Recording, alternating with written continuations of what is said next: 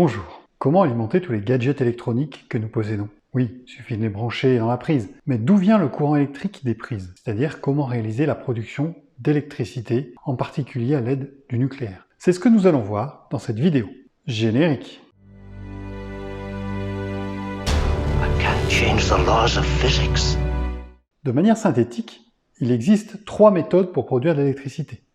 Une méthode chimique, les piles, le photovoltaïque qui permet de récupérer l'électricité à partir de la lumière du soleil, et enfin l'induction, qui est à la base de toutes les centrales à combustible qui fonctionnent grâce au charbon, au gaz, au vent ou à l'énergie nucléaire.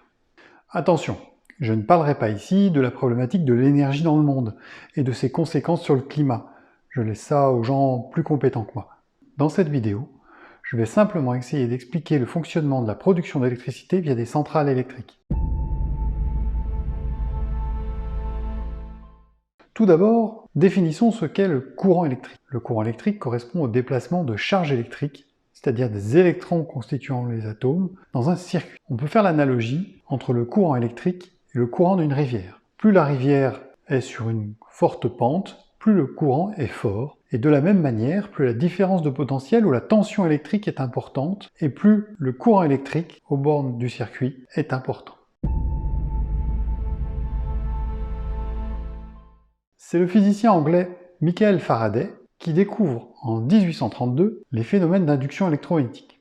Les lois de l'induction expliquent comment un courant apparaît dans une bobine lorsque celle-ci est soumise à un champ magnétique variable ou si la bobine se déplace dans un champ magnétique fixe. Il est ainsi possible de convertir de l'énergie mécanique, faire tourner un aimant ou faire bouger une bobine, en courant électrique. C'est l'alternateur qui utilise l'induction pour produire le courant dans les centrales électriques à combustible. Cet alternateur se présente comme une grosse dynamo de vélo. Il est constitué d'une bobine qu'il faut faire tourner, le rotor, entre plusieurs électroaimants, le stator, pour récupérer le courant. Dans une centrale nucléaire, l'alternateur est couplé à une turbine dans laquelle de la vapeur d'eau sous pression permet de la mettre en mouvement. Il faut donc simplement chauffer de l'eau pour produire cette vapeur. Ainsi, le cœur de la centrale nucléaire sert uniquement à chauffer de l'eau sous pression. On peut considérer qu'une centrale nucléaire est équivalent à une cocotte minute chauffée par fission nucléaire qui fait tourner une dynamo.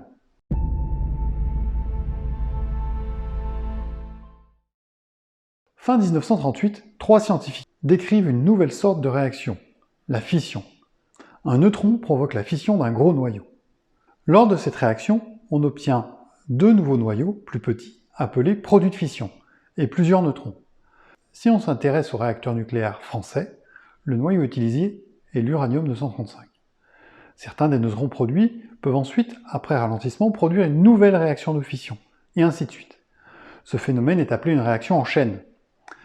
Cette réaction en chaîne permet de conserver une production d'électricité constante si le nombre moyen de neutrons à chaque génération, c'est-à-dire à chaque réaction, est égal à 1. Si ce nombre est plus petit, le réacteur s'éteint, et plus grand, eh bien, le réacteur explose. On ne veut pas ça.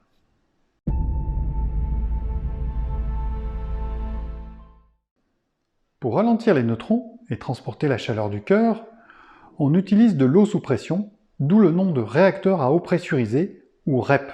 L'énergie cinétique des produits de fission chauffe le combustible lors de leur ralentissement. Ce combustible, sous forme de crayons d'environ 2 mètres de hauteur, chauffe à leur tour l'eau du circuit primaire.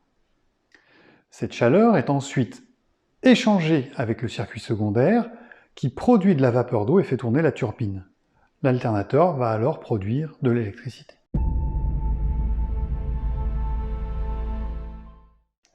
Sans faire de débat dans une vidéo aussi courte, notons que les produits de fission sont des éléments eux-mêmes radioactifs, avec parfois des demi-vies, c'est-à-dire le temps qu'il faut pour que la moitié des noyaux disparaissent par radioactivité, qui peuvent être très longues. Ce sont des déchets radioactifs, qui représentent une des problématiques à impérativement régler dans les prochaines années.